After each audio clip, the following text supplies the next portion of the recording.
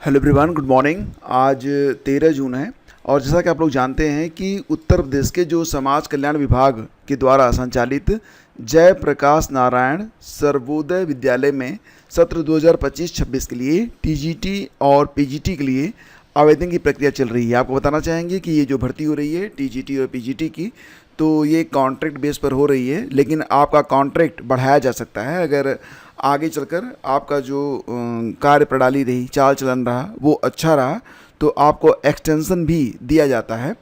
तो फिलहाल ये जो भर्ती है ये कॉन्ट्रैक्ट बेस पर है 2025-26 सत्र के लिए, जिस पर ऑनलाइन आवेदन आप कर सकते हैं ats.upsdc.gov.in पर जाकर, या फिर आप समाजकल्याण.up.gov.in पर जाकर आवेदन कर सकते हैं। ध्यान दीजिएगा, आवेदन जो हैं यह 6 जून से शुरू हुए थे जो कि 16 जून तक चलेंगे, लेकिन शुरुआती कुछ दिनों में वेबसाइट जो थी वो ठीक से रिस्पॉन्ड नहीं कर रही थी। क्या दिक्कत आ रही थी?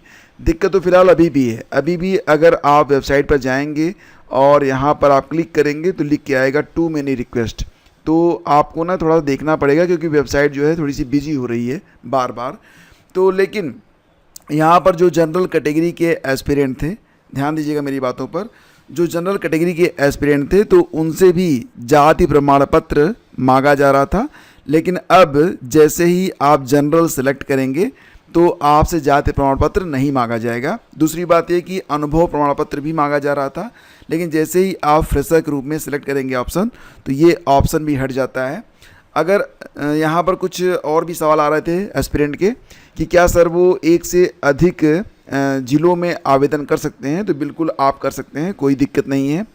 फ़ीस वगैरह तो यहाँ पर कुछ भी आपको देनी नहीं है, बल्कि जो फ़ीस है वो नील है, ज़ीरो है, तो कोई दिक्कत आपको यहाँ पर होनी नहीं है। ठीक है, तो इस पर एक डिटेल वीडियो मैं शीघ्र ही उपलब्ध कराता हूँ जैसे वेबसाइट जो है वर्किंग में आती है। और वर्किंग में देखो, आप ट्राई करोगे, हो सकता है आपका चल जाए, हो सकता है मेरा ना चल रहा हो किसी और कारण से, तो एक एक मिनट पे ना स्थिति जो है बदल रही है। फिलहाल साइट जो है अब लास्ट टाइम में बिजी तो होनी थी, तो बिजी हो भी रही है। फिलहाल आवेदन जो हैं वो कब तक चलेंगे, तो आज 13 है, 13, 14, 15, 16, अभी देखा जाए तो 4 दिन, आज को जोड़ के 4 दिनों तक आपके आवेदन और चलने वाले हैं। तो ध्यान दीजिएगा कि आप उम्र सीमा क्या है, तो उम्र सीमा 21 से लेकर 60 साल के बीच में आपकी होनी चाहिए।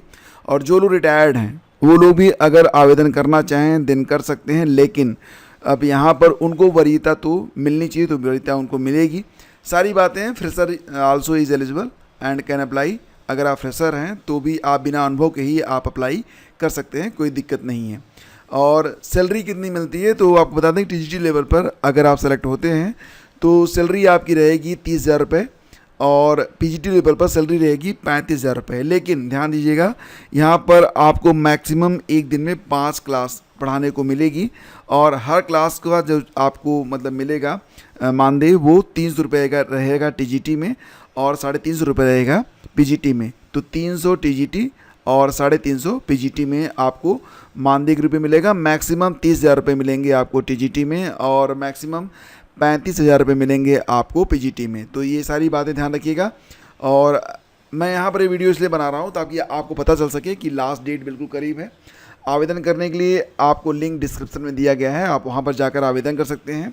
और आवेदन करते समय अगर आपको कोई दिक्कत आ रही है, आपके मन में कोई भी डाउट है ना, आप बिल्कुल पूछ लीजिएगा, क्योंकि अगला वीडियो जो मैं बनाऊँगा तो उसमें आपके सारे डाउट्स भी मैं हल कर दूँगा।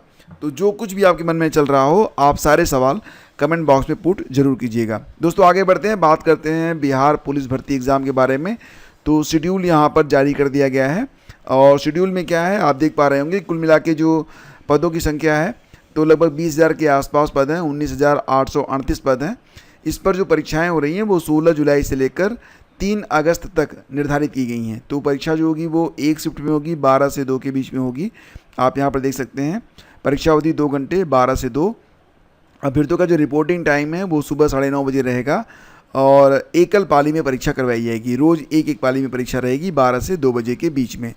तो परीक्षा की तिथि जो है आप देख सकते हैं यहाँ पर कि 16 है, 20 है, इसके बाद 23 है, 27 है, 30 है, इसके बाद 3 अगस्त है। तो ये तारीखें हैं जिस पर परीक्षा का आयोजन किया जाना है। प्रवेश पत्र कब तक आ जाएंगे, तो कहा जा रहा है कि अभ्यर्थी दिनांक 20 जून से परिषद की वेबसाइट csbc.bihar.gov.in पर अपने रजिस्ट्रेशन नंबर अथवा आवेदन सार रजिस्टर्ड मोबाइल नंबर अथवा जन्मतिथि प्रविष्ट करके परीक्षा की तिथि एवं परीक्षा केंद्र की जिला की जानकारी प्राप्त कर सकते हैं। बाकी जो प्रश्न पत्र होगा वो आपको टाइमली मिलेगा। 16 का जो प्रश्न पत्र है वो 9 जुलाई से स्टार्ट होगा। 16 जुलाई की जो परीक्षा है उसके प्रश्न पत्र जो हैं वो 9 जुलाई से लेकर 16 जुलाई के बीच में आपको मिलेंगे। तो इस प्रकार से प्रश्न पत्र की जो तिथि है वो अलग अलग है, अलग अलग समय में जो परीक्षा हो रही है तो उसके पहले। तो सारी जानकारी यहाँ पर दे दी गई है। ये जो पूरा PDF है ये आप टेलीग्राम चैनल स्टडी विद ज्ञान प्रकाश पर जाकर डाउनलोड कर सकते हैं।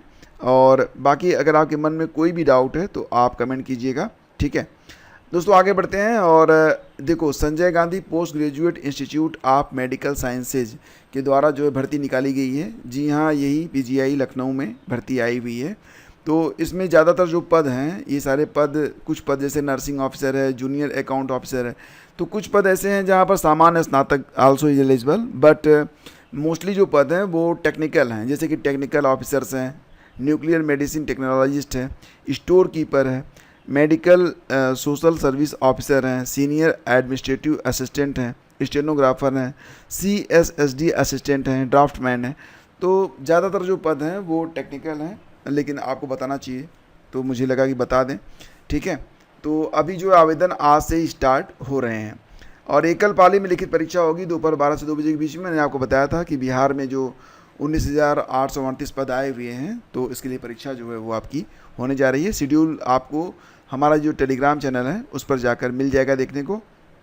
और यहाँ पर खबर ये आ रही है कि राज्य कर्मचारी संयुक्त परिषद के अध्यक्ष हरिकिशोर तिवारी के नेतृत्व में प्रतिनिधिमंडल ने गुरुवार को मुख्यमंत्री योगी आदित्यनाथ से मुलाकात की है। इस दौरान कर्मचारी समस्याओं, भर्ती, अनावश्यक न्यायिक विवादों पर चर्चा हुई। इसमें अधीनस्थ चयन आयोग, शिक्षा आयोग आदि में चयन प्रक्रिया धीमी गति होने का मुद्दा भी उठाया गया था और कहा गया कि ये जो भर्तियां चल रही हैं UPSSC के माध्यम से या फिर शिक्षा आयोग के माध्यम से, उसमें थोड़ी गति आए तो बेहतर है। हरकिशोर तिवारी ने मुख्यमंत्री को बताया कि प्रदेश में 2015 से अब तक काफ़ी रिक्तियां कतिपय कारणों से देरी का शिकार हैं। ऐसे में प्रदेश के विभिन्न संवर्ग के 50% पद जो हैं वो खाली हैं। तो फिलहाल ये मुद्दा उठा है तो निश्चित रूप से हरकिशोर तिवारी जी इसके लिए धन्यवाद के पात्र हैं। और आने वाले समय में मुझे यही प्रतीत होता है कि साल के अंत में ही भर्तियाँ आनी स्टार्ट होंगी और इसका कारण क्या है आप समझ पा रहे होंगे। खैर आगे बढ़ते हैं। और आंध्रा में चल रही शिक्षक भर्ती परीक्षा पर रोक लगाने से इनकार। तो सुप्रीम कोर्ट ने आंध्र प्रदेश में चल रही शिक्षक भर्ती परीक्षाओं को रोकने की याचिका पर सुनवाई करने से इनकार कर दिया है। क्यों? क्योंकि शीर्ष अदालत ने कहा, सुप्रीम कोर्ट ने कहा कि इसे बीच में रोका नहीं जा सकता। जस्टिस प्रशांत कुमार मिश्रा और जस्टिस मनमोहन की पीठ ने याचिकाकर्ता के वकील से कहा कि हम परीक्षा आयोजित करने के लिए कोई तंत्र नहीं बनाते हैं, यह हमारी विशेषज्ञता नहीं है। तो पीठ ने याचिकाकर्ता के वकील से पहले आंध्र प्रदेश हाईकोर्ट में याचिका दायर न करने के लिए सवाल किया। वकील की ओर से यह कहे जाने पर कि हाई कोर्ट में गर्मी की छुट्टियां चल रही हैं, तो पीठ ने कहा कि गर्मी की छुट्टियों के बाद 16 जून को आंध्र प्रदेश हाई कोर्ट खुल रहा है।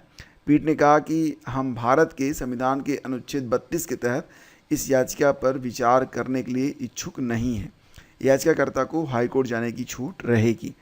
याचिकाकर्ता के वकील ने सरकारी अधिसूचना का हवाला देते हुए कहा कि जिला स्तर की भर्ती के लिए कई शिफ्टों में परीक्षा आयोजित की जानी थी। हालांकि पीठ ने कहा कि परीक्षाएं शुरू हो गई हैं, हम उन्हें बीच में नहीं रोक सकते। अतिरिक्त सॉलिसिटर जनरल SB राजू ने पीठ को बताया कि 1 लाख से अधिक अभ्यर्थी पहले ही परीक्षा में शामिल हो चुके हैं। याचिका में भी कहा गया है कि राज्य सरकार ने 16,000 से अधिक पदों को भरने के लिए शिक्षकों की भर्ती प्रक्रिया शुरू की है। परीक्षाएं 6 जून से 6 जुलाई तक आयोजित की जाएंगी। तो ये मामला यहाँ पर चल रहा है। आंध्र प्रदेश में जो शिक्षक भर्ती चल रही है उसको रोकने के बारे में एक याचिका सुप्रीम कोर्ट में दायर हुई थी और अब सुप्रीम कोर्ट ने उसमें हस्तक्षेप करने से मना कर दिया है। अनुबंध के आधार पर रेलवे में की जाएगी सेवानिवृत्त कर्मियों की भर्ती। तो ये जानकारी मिल रही है कि रेलवे अब गैर राजपत्रित पदों पर सेवानिवृत्त कर्मियों को अनुबंध के आधार पर भर्ती करेगा। अब ध्यान दीजिएगा, प्रतिनियुक्ति की जो अधिकतम आयु रहेगी वो 65 साल रहेगी। 65 साल तक के जो रहेंगे लोग तो उनकी प्रतिनियुक्ति यहाँ पर हो पाएगी। अब ऐसा क्यों हो रहा है? तो रेलवे में ध्यान दीजिएगा, रेलवे में लोको पायलट सहित गैर राजपत्रित पद के कई पद खाली हैं। इससे संचालन में प्रभाव पड़ रहा है। इन पदों को भरने के लिए अस्थायी भर्ती प्रक्रिया जो है शुरू की गई है, लेकिन तब तक के लिए यहाँ पर जो रिटायर्ड हो चुके हैं तो उनको अनुबंध के आधार पर भर्ती किए जाने के बारे में बातचीत की जा रही है। फिलहाल देखते हैं कि क्या प्रक्रिया रहती है। बेसिकली रेलवे यहाँ पर यही चाह रहा है ना कि उसका जो कार्यप्रणाली है, जो संचालन है, वो जो है रुकने ना पाए, तो इसीलिए अनुबंध के आधार पर रेलवे में सेवानिवृत्त कर्मियों को बुलाया जा रहा है। अब अनुबंध के आधार पर है तो जैसे ही अस्थायी लोग आएंगे इनको हटा दिया जाएगा, लेकिन इनका कॉन्ट्रैक्ट रहेगा तो सत्र के अनुसार इनका कॉन्ट्रैक्ट चलता रहता है। तो सत्र पूरा होगा फिर अगले सत्र से इनको हटा दिया जाएगा। तो दोस्तों ये पूरी अपडेट है। Thank you so much for joining to us, और टेलीग्राम चैनल पर आपको PDF मिल जाएगी। Thank you.